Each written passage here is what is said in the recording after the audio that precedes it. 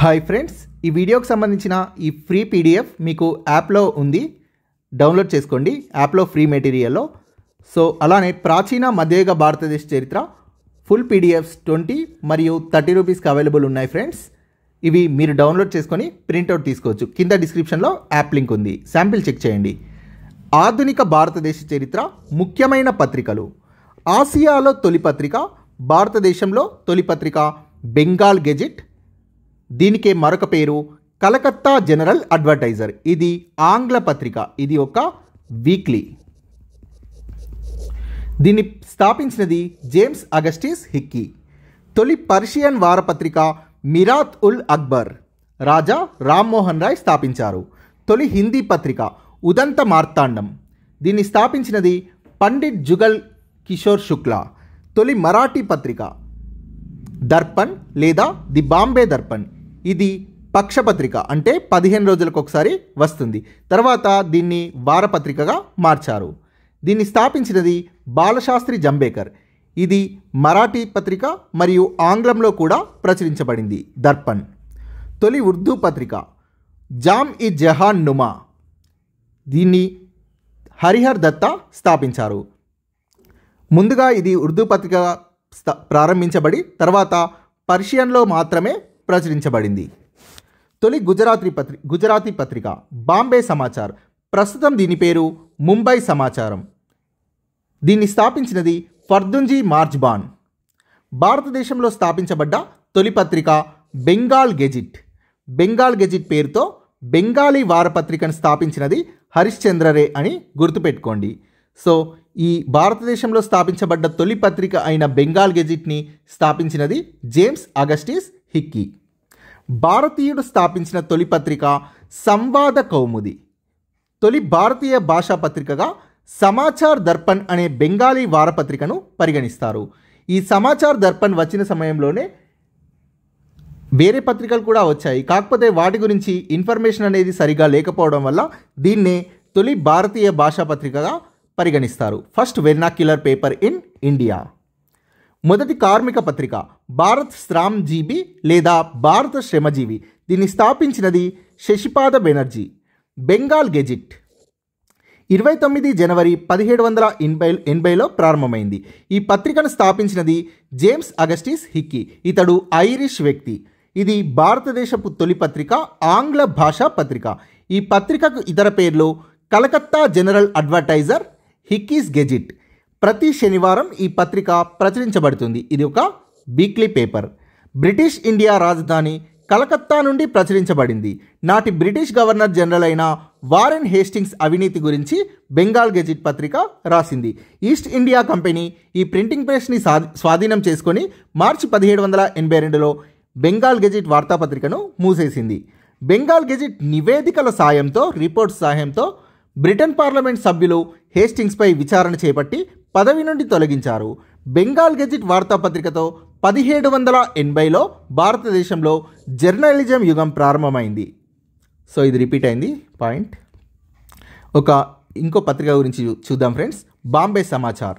ఇది జూలై 1, 1822న ప్రారంభమైంది. ప్రస్తుతం ప్రచురించబడుతున్న వార్తాపత్రికల్లో అత్యంత ప్రాచీనమైన పత్రిక ఇది. ఆసియాలోనే అత్యంత ప్రాచీన దినపత్రికగా చరిత్ర సృష్టించింది.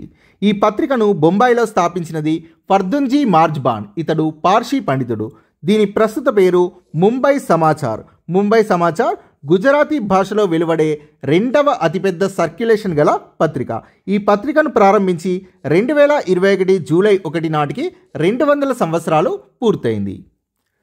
సో అతి ముఖ్యమైన పత్రికల్ని ఇచ్చాను. రాజా రామ్మోహన్ రాయ్. సంవాద కౌముది 1821. ఇది బెంగాలీ వారపత్రిక. ఇది సతీ సహగమనానికి వ్యతిరేకంగా ఏర్పాటు చేయబడింది. మిరాత్ ఉల్ అక్బర్. ఇది 1822లో స్థాపించబడింది. పర్షియన్ వారపత్రిక. మొదటి పర్షియన్ పత్రిక మిరాత్ ఉల్ అక్బర్. బంగదూత 1822. ఇది వారపత్రిక. 4 భాషల్లో వెలువడింది: హిందీ, ఇంగ్లీష్, బెంగాల్, పర్షియా. పై పత్రికలన్నీ కూడా వీక్లీస్, వారపత్రికలు. కలకత్తా నుండే ప్రచురించబడ్డాయి. భవానీ చరణ్ బందోపాధ్యాయ. సమాచార చంద్రిక 1822. ఇది వారపత్రిక. ఇది ధర్మసభకు చెందిన సనాతన హిందూ వార్తాపత్రిక. ఇది సంవాద కౌముదికి వ్యతిరేకంగా స్థాపించబడింది. నెక్స్ట్ బిఆర్ అంబేద్కర్, మూక్ నాయక్, ఇంగ్లీష్లో మ్యూట్ హీరో, ఇది మరాఠీ పక్షపత్రిక. బహిష్కృత్ భారత్, ఇది మరాఠీ పక్షపత్రిక 1927. మూక్ నాయక్ 1920. Janata the people 1930. ఇది వారపత్రిక వీక్లీ. ఈ పత్రిక పేరుని, జనతా పత్రిక పేరుని 4 ఫిబ్రవరి 1956లో ప్రబుద్ధ భారత్గా మార్చారు. Mahatma Gandhi, Indian opinion 1903. దక్షిణాఫ్రికాలో నడిపిన వారపత్రిక ఇండియన్ ఒపీనియన్. ఇది 4 భాషల్లో ప్రచురించబడింది, హిందీ, ఇంగ్లీష్, తమిళ్ మరియు గుజరాతీలలో. Next young India 1919. ఆంగ్ల వారపత్రిక నవజీవన్ 1919 గుజరాతీ వారపత్రిక. హరిజన్ 1933 ఆంగ్ల వారపత్రిక. నెక్స్ట్ అని బిసెంట్, న్యూ ఇండియా ఆంగ్ల దినపత్రిక. మద్రాస్ స్టాండర్డ్ అనే పత్రికను కొనుగోలు చేసి న్యూ ఇండియాగా పేరు మార్చింది. హోమ్ రూల్ ఉద్యమం గురించి ఈ పత్రికను కొనుగోలు చేసింది. హోమ్ రూల్ ఉద్యమాన్ని జనాల్లోకి తీసుకెళ్లడానికి ఈ పత్రికను కొనుగోలు చేసి దీని పేరుని న్యూ ఇండియాగా మార్చింది. కందుకూరి వీరేశలింగం, వివేకవర్ధిని 1874 మాసపత్రిక. సతీ హితబోధిని మాసపత్రిక. సత్య సంవర్ధిని, వివేకవర్ధిని పత్రిక వీటిలో చాలా ఇంపార్టెంట్. బంకించంద్ర చటోపాధ్యాయ, బంగదర్శన్ బెంగాలీ మాసపత్రిక. బాల గంగాధర తిలక్, కేసరి, ది లయన్, ఇది మరాఠీ భాషా పత్రిక. ఈ పత్రికకు తొలి సంపాదకుడు గోపాల్ గణేష్ అగార్కర్. నెక్స్ట్ మహారత్త లేదా మహారట్ట లేదా మరాఠా, ఇది ఆంగ్ల వారపత్రిక, English weekly. Next Shyamji Krishnavarma, Indian sociologist పత్రిక. కొండ వెంకటప్పయ్య, కృష్ణా పత్రిక 1902. 1905 నుండి ముట్నూరి కృష్ణారావు ఈ పత్రికకు సంపాదకుడిగా పనిచేశారు. బిపిన్ చంద్రపాల్, వందే మాతరం లేదా వందే మాతరం పత్రిక, ఇది ఆంగ్ల పత్రిక. దీనికి సంపాదకుడు అరబిందో ఘోష్. ఒక ఇంపార్టెంట్ పాయింట్, వందే మాతరం ఉర్దూ పత్రిక స్థాపకుడు లాలా లజపతి రాయ్. వందే మాతరం ఆంగ్ల పత్రిక స్థాపకుడు బిపిన్ చంద్రపాల్. వందే మాతరం లేదా వందే మాతరం. శిశిర్ కుమార్ ఘోష్ మరియు మోతీలాల్ ఘోష్, అమృత్ బజార్ 1868. దీనికి మొదటి సంపాదకుడు శిశిర్ కుమార్ ఘోష్. ప్రాంతీయ భాషా పత్రికా చట్టం నుండి తప్పించుకోవడానికి 1878 నుండి అమృత్ బజార్ పత్రిక ఆంగ్లంలో వెలువడింది. ప్రాంతీయ భాషా పత్రికా చట్టం 1878లో చేయబడింది. బరీంద్ర కుమార్ ఘోష్, యుగంతర్ పత్రిక బెంగాలీ, సంపాదకత్వం భూపేంద్రనాథ్ దత్. మదన్ మోహన్ మాలవ్య, లీడర్ ఆంగ్ల పత్రిక, మోతీలాల్ నెహ్రూ సహాయంతో స్థాపించాడు. ఇది మితవాద పత్రిక. నెక్స్ట్ హిందుస్థాన్ లేదా హిందుస్థాన్ దైనిక్ 1887. ఇది హిందీ పత్రిక. అభ్యుదయ, హిందీ వారపత్రిక 1907 నుంచి 9 వరకు. మర్యాద, హిందీ పత్రిక. మౌలానా అబుల్ కలాం ఆజాద్, అల్ హిలాల్, ద క్రిసెంట్, అల్ బలాగ్, ఇవి రెండు కూడా ఉర్దూ వారపత్రికలు. లాలా లజపతి రాయ్, పంజాబీ, హన్స్రాజ్ సహాయంతో స్థాపించిన పంజాబీ భాష పత్రిక. ది పీపుల్ ఆంగ్ల దినపత్రిక, వందే మాతరం ఉర్దూ దినపత్రిక.